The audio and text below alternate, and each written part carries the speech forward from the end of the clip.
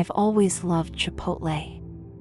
It was my go-to spot after work, a comforting ritual in my otherwise chaotic life. There was something soothing about the smell of cilantro lime rice, the sizzle of the grill, and the friendly chatter of the staff. It was routine, a safe haven in the bustling city. But that all changed a few weeks ago. It started on a rainy Wednesday. I remember it vividly because the weather was particularly nasty, the kind that soaks you to the bone and makes you wish you'd stayed in bed. I was drenched by the time I stepped into Chipotle, shaking off my umbrella and shivering as I approached the counter. The place was unusually quiet, with only a few customers scattered around the tables. A strange tension hung in the air, one that made me hesitate as I moved forward. "Welcome to Chipotle," a voice greeted me from behind the counter. But it wasn't the usual cheery tone I'd come to expect. It was low, almost guttural, like the words were forced out. I looked up and saw a new employee I didn't recognize, his face partially obscured by the shadow of his cap. His eyes were dark, almost too dark, and they seemed to bore into me, making my skin crawl. Just the usual, please," I stammered, trying to shake off the unease that had settled over me. He didn't respond, just nodded slowly and began assembling my burrito. His movements were jerky, mechanical, as if he were struggling to control his own hands. I watched in silence, my discomfort growing with each passing second. When he finally handed me the burrito, our fingers brushed, and I recoiled at the icy coldness of his skin. "You should be careful tonight," he murmured as I reached for my wallet. His voice sent a shiver down my spine. "Things aren't always what they seem." "What do you mean?" I asked, my heart pounding. He didn't answer, just stared at me with those unsettling eyes until I fumbled for my change and hurried to a table in the corner. As I sat down, I couldn't shake the feeling that something was very wrong. The air was thick with an oppressive energy, the kind that makes the hairs on the back of your neck stand on end. I unwrapped my burrito, trying to focus on the familiar comfort of the meal, but the first bite tasted off. The flavors were wrong, as if the ingredients had gone bad. I pushed the food around with my fork, suddenly nauseous, and that's when I noticed it, a small, dark object embedded in the rice. My heart skipped a beat as I prodded it with my fork, revealing what looked like a tiny, shriveled-up finger. I gasped and dropped the fork, my stomach turning.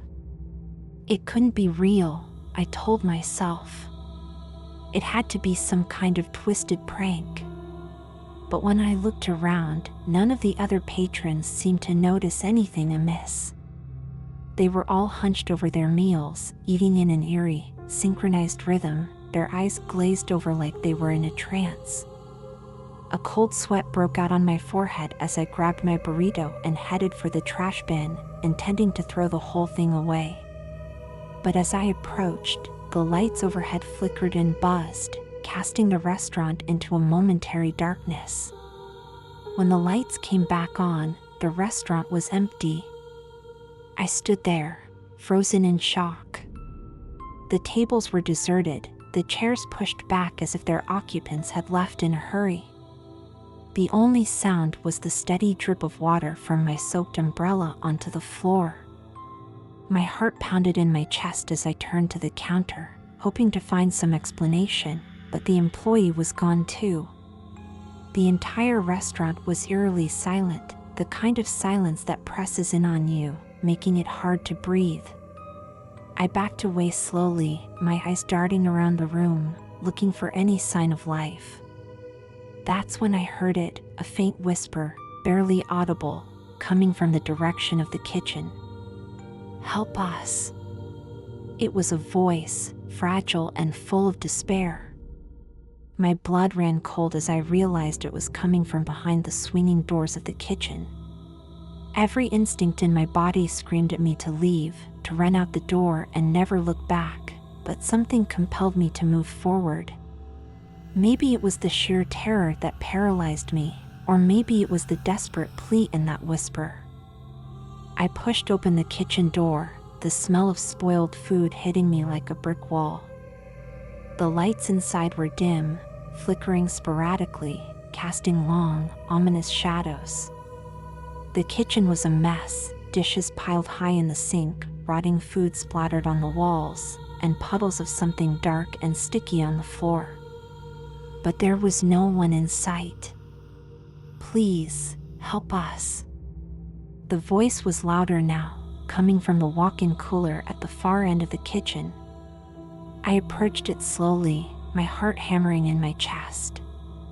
The door was ajar, and cold air spilled out, carrying with it that same nauseating stench. I hesitated, every nerve in my body on edge, but the compulsion to see what was inside was too strong to resist. I reached out with a trembling hand and pulled the door open. The sight that greeted me made my blood run cold. The cooler was packed, not with food, but with people. Or what used to be people. Their bodies were twisted and contorted, their skin pale and waxy, as if they had been frozen in time. Their eyes were wide open, filled with terror, their mouths stretched into silent screams. And they were all looking directly at me. I stumbled back, bile rising in my throat, and that's when I noticed something even more horrifying. Each of them had something missing. A finger here, a chunk of flesh there, as if they had been slowly harvested. My mind raced, trying to make sense of the impossible scene before me. A soft, wet sound behind me made me spin around. The employee from earlier was standing in the doorway, his twisted smile wider than before, his eyes darker, emptier. In his hand, he held a large butcher knife, its blade gleaming even in the dim light. "Welcome to Chipotle," he said, his voice dripping with malice. I backed away, my legs trembling, but there was nowhere to go. The room seemed to close in on me, the walls narrowing, the shadows deepening. The last thing I saw before everything went black was the knife descending toward me, and the sickening sound of it cutting through the air. When I came to, I was lying on the cold, tiled floor of the kitchen. The cooler door was closed, the bodies inside hidden from view, but I could still feel their eyes on me, could still hear their desperate whispers echoing in my mind. I scrambled to my feet, my body aching, and bolted for the exit. The restaurant was still empty, the lights flickering ominously as I burst through the front door into the pouring rain. I didn't stop running until I was safely inside my apartment, the door locked and bolted behind me. I didn't go back to Chipotle after that. I couldn't even walk past it without feeling that cold dread creeping up my spine. But the nightmares persisted, visions of those frozen, twisted bodies, and that haunting voice begging for help. It wasn't until a few days later that I noticed something strange in my apartment. The smell of cilantro lime rice, faint but unmistakable, lingering in the air no matter how many times I cleaned. And then, the whispers started again. "Help us." The whispers were faint at first, just a soft murmur that I could almost convince myself was my imagination. But as the days passed, they grew louder, more insistent, until it was impossible to ignore them. They followed me everywhere, in the shower, in bed, even at work. It was like a constant, chilling breath on the back of my neck, a reminder that I was never truly alone. "Help us." I tried everything to block them out, earplugs, white noise machines, blasting music through my headphones, but nothing worked. They always found a way in, gnawing at the edges of my sanity. My sleep became fitful, haunted by nightmares of the bodies in the cooler, their lifeless eyes staring at me with a desperate plea. I started to see things, too. Shadows that shouldn't be there, flickering at the edges of my vision. Dark figures that loomed in the corners of rooms, disappearing the moment I turned my head. My reflection in the mirror seemed off, distorted, like something else was looking back at me from behind the glass. I became paranoid, jumpy, unable to shake the feeling that something was watching me, waiting for the right moment to strike. One night, I woke to the sound of footsteps in my apartment. My heart leaped into my throat as I listened, frozen in bed, to the slow, deliberate thud of someone or something moving through the hallway. The whispers were louder than ever, a frantic chorus that seemed to be urging me to act, to do something before it was too late. I grabbed the baseball bat I kept under my bed and crept out of the bedroom, my palms slick with sweat. The apartment was dark, the only light coming from the faint glow of the city outside. I held my breath as I moved toward the sound, every step feeling like it echoed through the silent apartment. The whispers swirled around me, overlapping, blending together into a cacophony of fear and desperation. The footsteps led me to the kitchen, where the smell of cilantro lime rice was overpowering, almost nauseating. The door to the pantry was ajar, a sliver of darkness beyond it. I reached out with a trembling hand and pushed it open, expecting, no, dreading, what I might find. But the pantry was empty. I let out a shaky breath, lowering the bat as I tried to convince myself that I was losing my mind. Maybe the stress, the lack of sleep, the constant barrage of nightmares had finally pushed me over the edge. I turned to leave, but the door slammed shut behind me with a deafening bang, plunging the kitchen into darkness. Panic surged through me as I fumbled for the light switch, but it wouldn't turn on. The whispers were deafening now, a chaotic whirlwind of voices, all screaming at once. The air grew cold, so cold that my breath came out in white puffs, and I could see the frost forming on the walls. Then I heard it, a low, guttural growl, so close it felt like it was right behind me. My heart pounded in my chest as I spun around, but there was nothing there. Just darkness, so thick it felt like it was pressing in on me from all sides. The growling continued, getting louder, more menacing, until I was sure whatever was making it was inches from my face.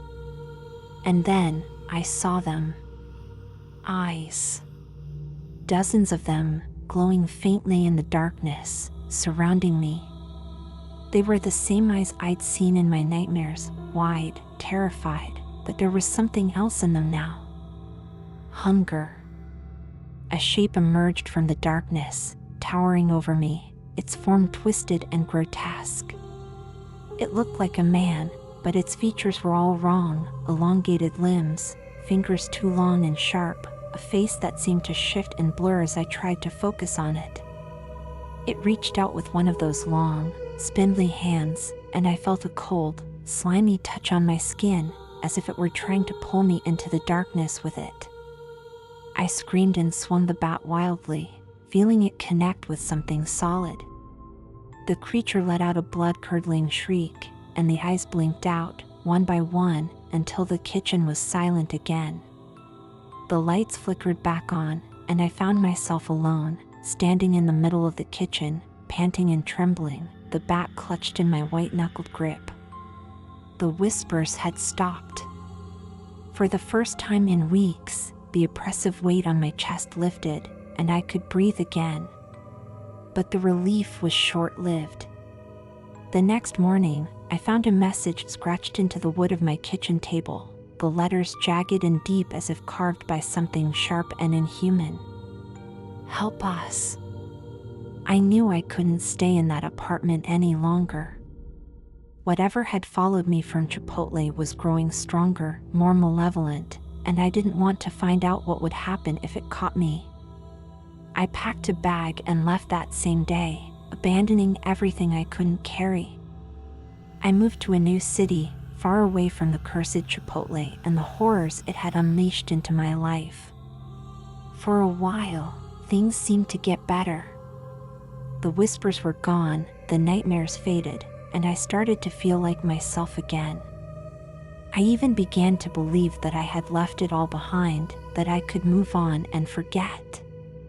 But it wasn't long before the signs returned.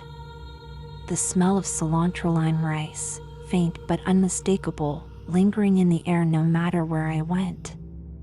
Shadows flickering at the edges of my vision, just like before. And then, the whispers came back, soft at first, like a distant memory, but growing louder with each passing day. Help us. I tried to ignore them, to convince myself it was just my imagination playing tricks on me. But deep down, I knew the truth. Whatever it was, it hadn't let go. It was still with me, waiting, watching, growing stronger. And there was nothing I could do to stop it. One night, the whispers were louder than ever, almost deafening. They didn't sound like the usual frantic pleas I had grown accustomed to. This time, they were different. Harsher. More demanding. As if the voices had become impatient, angry that I hadn't done what they wanted. I lay in bed, the whispers swirling around me, seeping into my thoughts, my dreams. I could feel something pulling at me, dragging me down into the darkness, and I couldn't fight it anymore. I was so tired. So very tired. And then, I was back in the Chipotle. It was exactly as I remembered, dimly lit, the air thick with that sickly sweet smell of rotten food. But it wasn't just a memory. I was there, standing in front of the counter, the same twisted employee staring at me with those dark, empty eyes.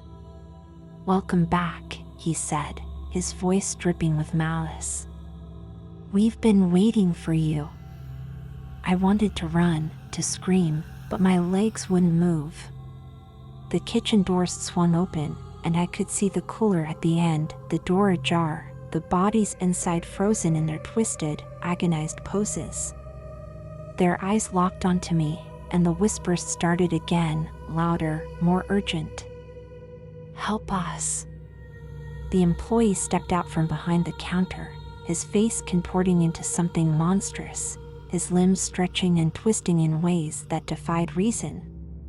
He moved closer, his shadow swallowing the room, and I felt the icy grip of fear tighten around my throat. "You can't escape," he whispered, leaning in close. "You belong to us now." The lights flickered, the walls closing in around me as the whispers reached a fever pitch. I could feel something cold and slimy wrapping around my legs, pulling me toward the cooler, toward the darkness. I tried to fight, to scream, but no sound came out. I was sinking into the blackness, into the void where the voices came from. And then, just as everything was about to collapse into darkness, I woke up. I was in my bed, drenched in sweat, the whispers gone, the room silent. I sat up, my heart racing, trying to make sense of what had just happened. Was it another nightmare? Or had I really been there, back in that cursed place? But then I noticed something that made my blood run cold. There, on the nightstand next to my bed, was a single burrito, neatly wrapped in foil. It wasn't there when I went to bed, and there was no way anyone could have brought it into my locked apartment. My hands trembled as I reached for it, my mind screaming at me to stop. But I had to know. I unwrapped the foil, my breath catching in my throat as the familiar smell of cilantro lime rice filled the room. Inside the burrito, nestled among the rice and beans, was a small, shriveled up finger. And then the whispers started again, louder than ever before. "Help us." The room grew cold, the lights flickering as shadows danced across the walls. I backed away, my heart pounding, as the burrito started to twitch, to move on its own. The foil rustled as the burrito rolled off the nightstand, landing on the floor with a sickening thud. I stared in horror as it began to change, to morph into something grotesque and twisted. The rice and beans oozed out, forming a dark, pulsating mass that writhed and squirmed. The finger protruded from the top, growing longer, sharper, turning into a clawed hand that reached out toward me. I screamed and bolted for the door, but the shadows wrapped around me, pulling me back.